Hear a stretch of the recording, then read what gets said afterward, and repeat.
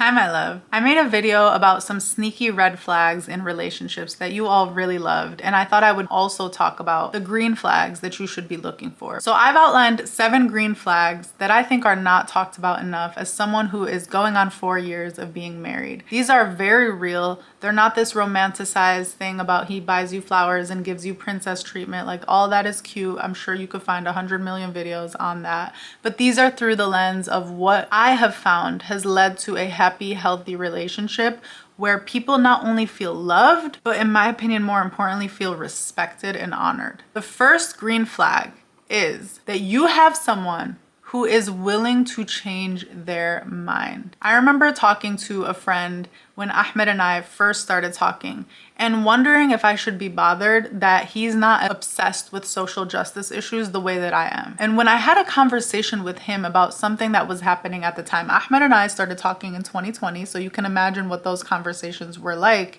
He had such a desire to read more about the issues that I was pointing out and actually learn about those issues.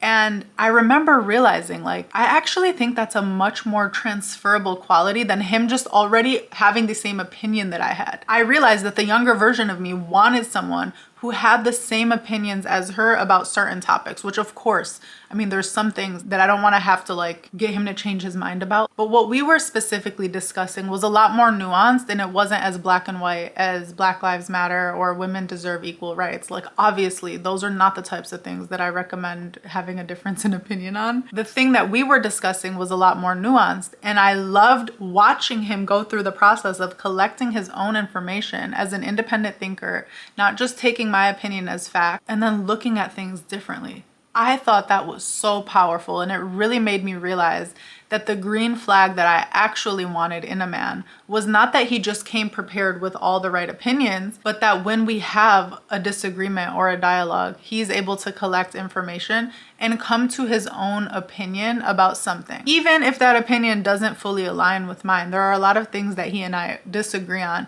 but I can actually respect that his opinion is based on his own independent research and independent thought and not just being influenced by other people. It makes me respect him so much more, and it makes me trust him so much more. So please don't try to find someone with the right instructions manual. Try to find someone who is able to exercise independent thought and has shown a willingness to change their mind and not be so rigid and stubborn in their way of thinking. Number 2 is kind of a spin-off of one of the red flags that I talked about, and it is inspired by this very short poem that I wrote in a toxic relationship, and it goes like this: he should be increasingly excited to have you, not occasionally afraid to lose you. Obviously, the red flag was he's not increasingly excited or grateful to have you. So the green flag is to find somebody who shows that his excitement about having you around just gets deeper. I bring this up because I don't think it's an obvious one, unfortunately.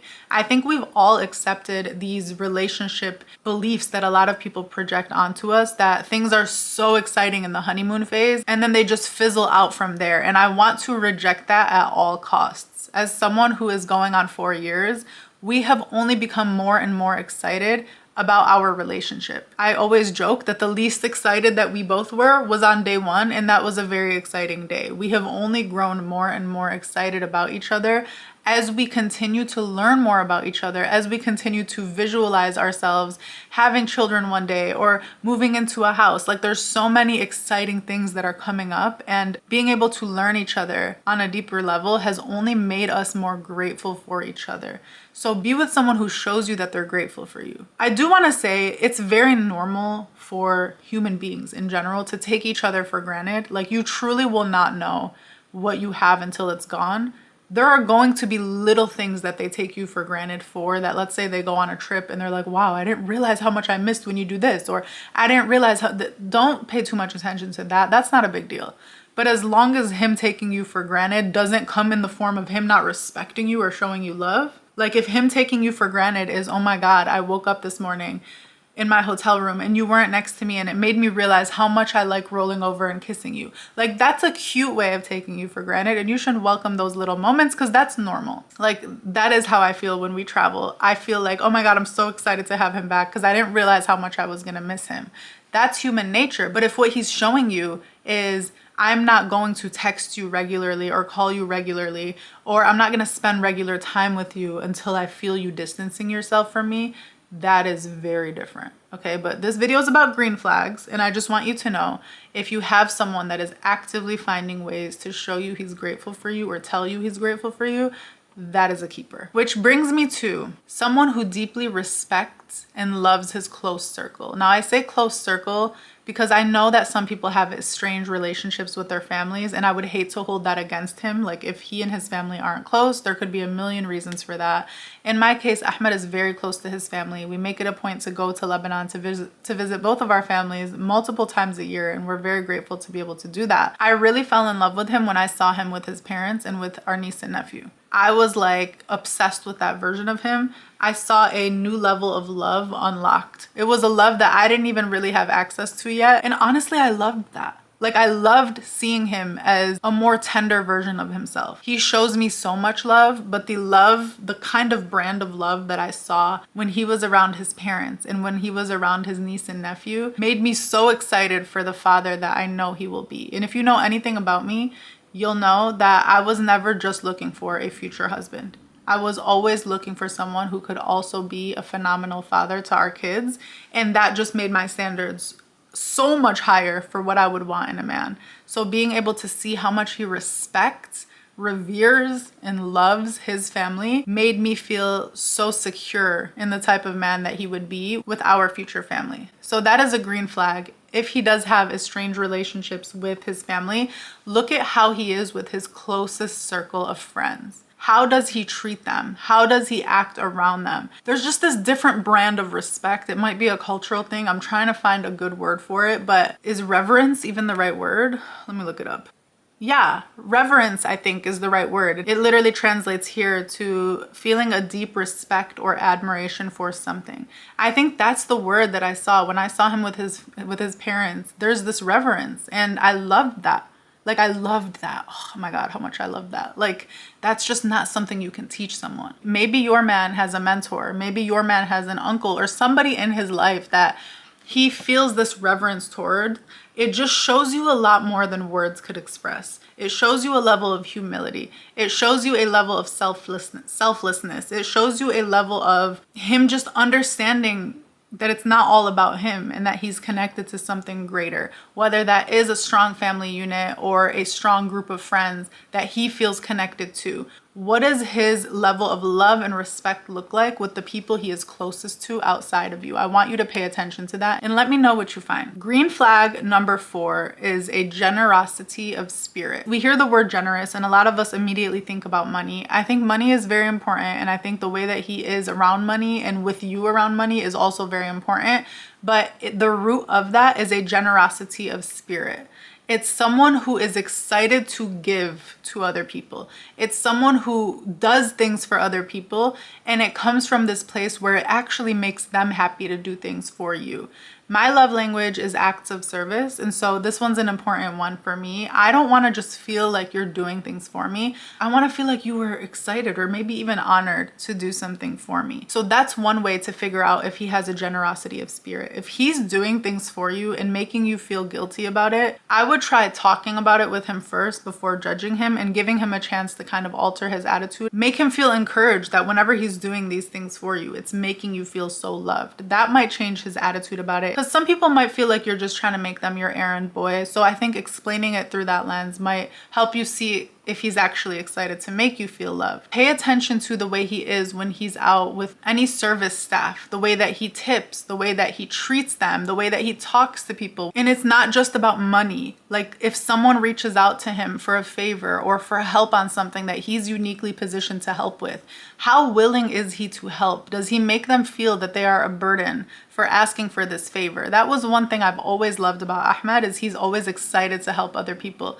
If someone hits him up and asks for a favor or asks him to help advise on something that he knows a lot about, he will always give his time to do that. And I thought that that was such a green flag because I knew that that would translate to me and to the family that we'll one day build together. The next one is whether he maintains his respect for you when you guys fight. I told you guys I wasn't about to glamorize these green flags, okay? You guys will argue, you will fight, you will disagree. It is very important that you are with somebody who knows how to fight with you without making you feel disrespected. There are multiple ways to make you feel disrespected without him saying disrespectful things. Does he give you the silent treatment? Does he try to manipulate you? Does he try to gaslight you when you guys fight? Those are obviously not green flags, but if he's someone who can disagree and yes, be very angry or very upset, he's allowed to have any emotion that he has, but the way that he filters those emotions and decides to treat you is what I want you to pay attention to. I don't want you to hold it against a man if you said or did something that hurt him or upset him or got some sort of emotion out of him. What I want you to pay attention to is what he does with those emotions. If you guys are arguing or if something happened that bothered him, not even just with you, let's like take him and someone else in his life that he respects or loves. How does he approach that person? What kinds of words does he use? Does he go out of character when he's upset? Does he try to manipulate or gaslight or give the silent treatment, which is another form of emotional manipulation? I don't want you to be alarmed if you guys fight. I want you to be alarmed if the way that you guys fight is alarming, okay?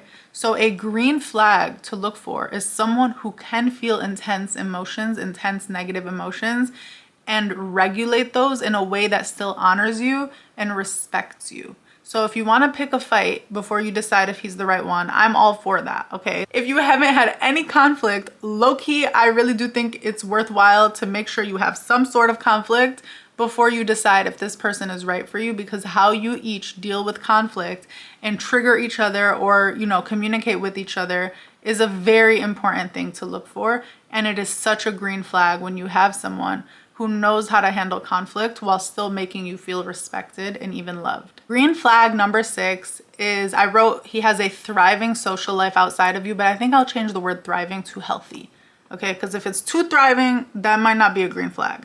But if he has a healthy social life outside of you, that is very important. You are not his everything. I don't care what he said, you are not his everything, and you shouldn't want to be his everything.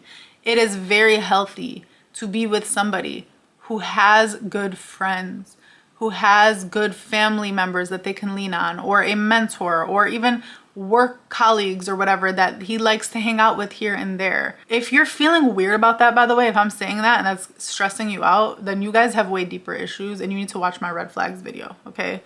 If it stresses you out that he has people in his life outside of you, or that he might hang out with the boys here and there, you guys have deeper issues and you need to go back to my red flags video because there's a trust issue there. But if that's not the case, then, you know, pass go and collect $200 and understand that it is a beautiful thing to have someone who does want to hang out with the boys every here and there.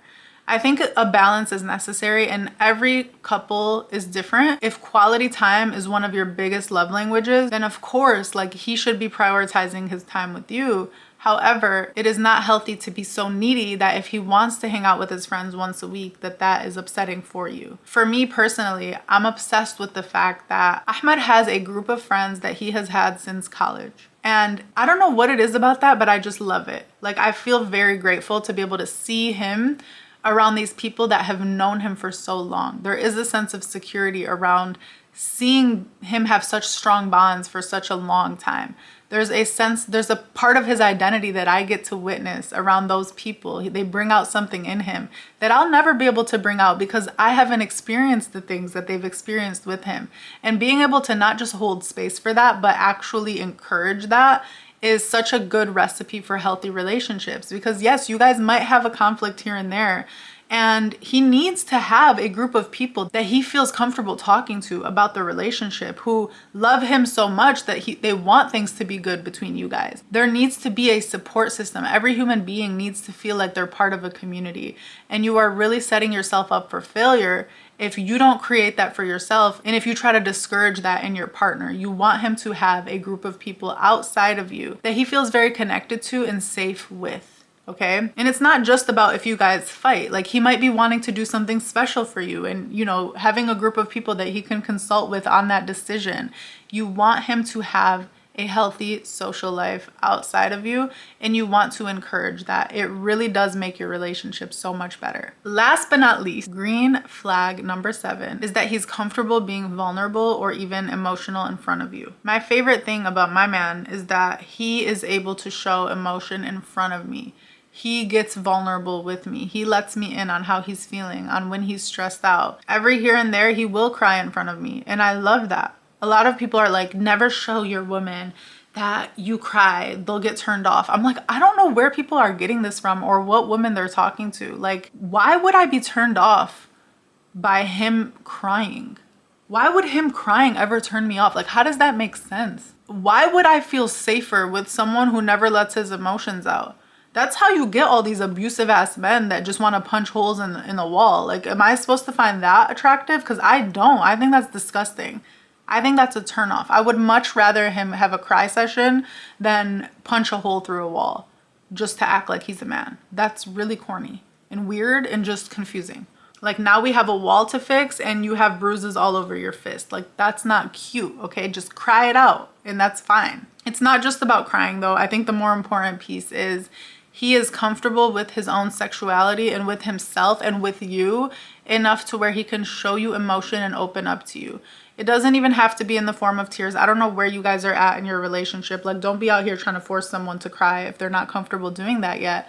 But it's a really big green flag when he is able to show his heart to you, when he is able to talk about difficult things that he's experienced, when he is able to let you in on the things that are keeping him up at night or stressing him out. A healthy, sustainable relationship is one where each person feels supported. He should not be bearing the weight of his emotions on his own, just like you should never be bearing the weight of your emotions on your own. The whole point is for you guys to understand each other so well that you're best positioned to support each other through that. And so if he is someone who is showing you that side of him, then he is helping position your relationship for success.